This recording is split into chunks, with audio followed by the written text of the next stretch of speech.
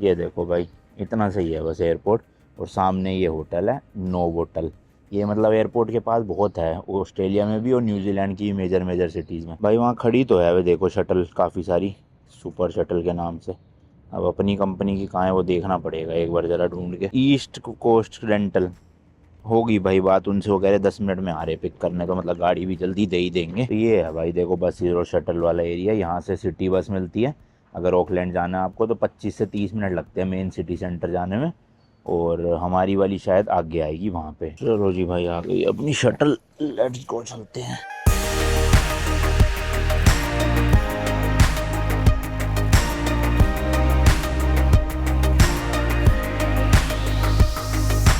लो जी भाई पहुँच गए हैं। काफ़ी दूर ठहरे एयरपोर्ट से, मुझे लगा आसपास ही होगा।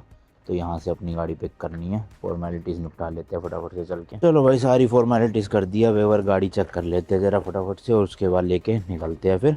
और डिपॉजिट यहाँ पे देने पड़े, वो एज अ बॉन्ड या सिक्योरिटी डिपॉजिट आप कह सकते हो। 2500 न्यूजीलैंड डॉलर वही क्रेडिट कार्ड पे होल्ड कर लेते हैं।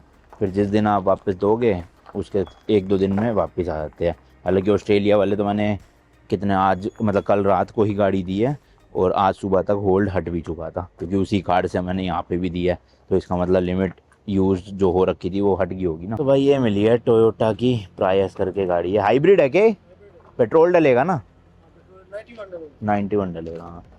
चलो थोड़ा सा भाई फोटो वीडियो ले लेते हैं, जो जो स्क्रैचेस वगैरह है। सेम भाई ऑस्ट्रेलिया की तरह राइट साइड में ही स्टेयरिंग व्हील है इनका। अरे एसी को चला रखा है, बहुत ज़्यादा ठंड हो रही है भाई। तो इस तरह की गाड़ी है, देख सकते हो आप। स्टीयरिंग व्हील ऐसा है, डिस्प्ले दे रखी है यहाँ पे, शायद इसमें Apple CarPlay Android auto connect हो जाएगा।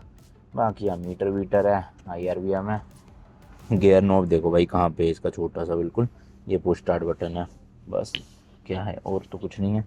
ये हैंड रेस्ट में कुछ सामान है। अच्छा ये गाड़ी ना मैंने भाई 2 दिन के लिए लिया है, और ऐसा क्यों है क्योंकि मुझे जो मोटर होम पिक करना है ना वो परसों का करना है। और ये चीज़ मैंने इसलिए सोची कि देखो भाई आज का दिन तो वैसे भी थकान में निकल गया, मतलब होटल जाके सोना ही है, फिर अपना मोटर होम ट्रिप के लिए ग्रोसरी शॉपिंग करनी है, इंडियन सुपरमार्केट जाना है, सामान लेना है बहुत कुछ, तो उसमें आज का दिन निकल जाएगा।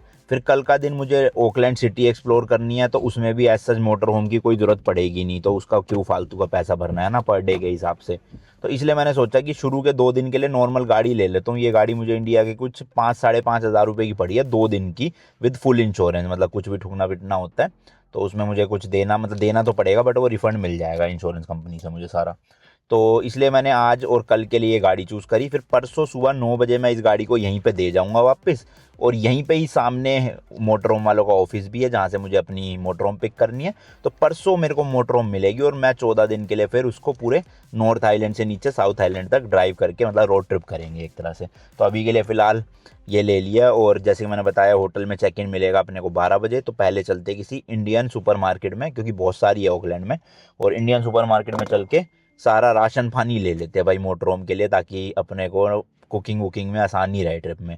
इंडिया से कुछ भी लेकर नहीं आया मैं, चावल दाल वगैरह, क्योंकि एयरपोर्ट पे इनके बायो सिक्योरिटी वाले रूल्स काफ़ी स्ट्रिक्ट है। तो मैंने कहा फिर उससे बेटर है ओकलैंड में ही खरीद लेंगे। थोड़ा सा महंगा मिलेगा ऑब्वियसली, बट समस्या तो नहीं है, दिमाग पे टेंशन नहीं रहेगी।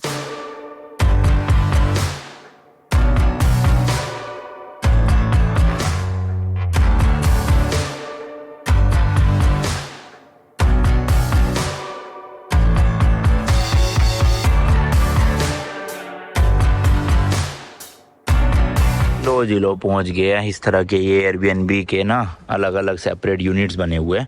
अपनों को जैसे यूनिट नंबर 6 मिला, और उसी के जस्ट बाहर फ्री पार्किंग भी मिल गई।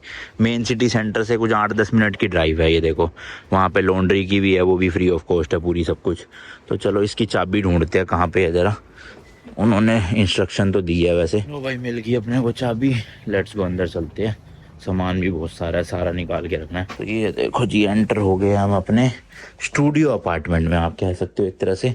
घुसते ही टीवी लगा हुआ है, वार्डरोब है, एक सोफ़ा है, टेबल है जी।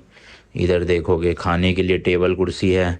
ये पूरी किचन है जिसमें एक छोटा सा फ्रिज दे रखा है, एक माइक्रोवेव है, इंडक्शन है, सिंक है, इसमें सारे बर्तन वर्तन है नीचे। ये देखो, और कुछ चाय कॉफ़ी का जुगाड़ दे रखा है, टोस्टर है, केटल है। इधर खिड़की है, AC लग रहा है एक। इधर वॉशरूम है जी, सिंक हो गई, और टॉयलेट सीट में यहाँ भी न्यूजीलैंड में जेट स्प्रे नहीं होता। बाकी ये शावर एरिया है। आप क्या हो गए, सोने का तो है ही नहीं अनमोल भाई, सो गए कहाँ? तो भाई सोने का यही है सोफा, इसी पे सोना है। मजाक कर रहा हूँ भाई, सोने का एक्चुअल में ऊपर है, यहाँ से जाके। पहले मैं जूते उतार दूँ ऊपर, क्योंकि कारपेट होगा ना तो ले जा नहीं सकते। तो अब आपको दिखाता हूँ भाई लाइटें चला के जरा। ये देखो सीढ़ियों में पूरा कारपेटिंग कर रखी है। तो ये 2 फ्लोर का एक तरह से एयरबीएनबी बना हुआ है। तो ये एक दरवाज़ा है ऊपर, और इधर से भाई नज़ारा दिखता है बाहर का पूरा। अपनी गाड़ी भी दिखती रहेगी यहीं से। और ये बेडरूम बना हुआ, टेबल है, एक यहाँ पे बेड है, एसी यहाँ भी दे रखा है, बट ठीक है, गर्मी भी नहीं है ठंड भी नहीं है, शीशा है तो एसी चलाने की जरूरत नहीं पड़ेगी। और एक ये वार्डरोब टाइप की है कुछ, यहाँ अपने कपड़े वपड़े रख सकते हो, काफ़ी बढ़िया है। तो ये जो अपने को पड़ा है अराउंड 17,500 रुपीज़ का फॉर 2 नाइट्स, विच इज़ ठीक है। चलो देखा जाए ना, लगभग 8,500 रुपये पर डे हो गया।